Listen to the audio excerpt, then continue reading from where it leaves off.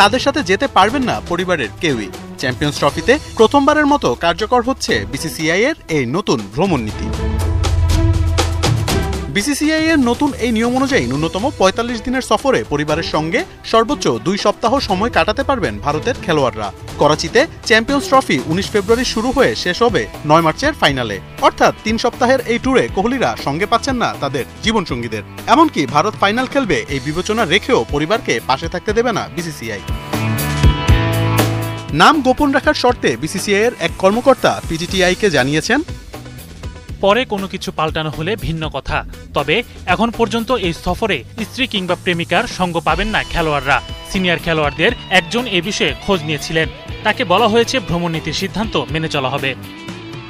BCCI এর নতুন ভ্রমণ নীতি অনুসারে ৪৫ দিনের বেশি বিদেশ সফর থাকলে একবারের জন্য প্লেয়াররা দেখা করতে পারবে পরিবারের সাথে। অর্থাৎ চ্যাম্পিয়ন্স ট্রফিতে কোহলি কিংবা রোহিতদের সাপোর্ট দিতে দেখা যাবে না আনুষ্কা শর্মা, ঋতিকাদের। ফ্যামিলি সাফল্যের বড় অংশ।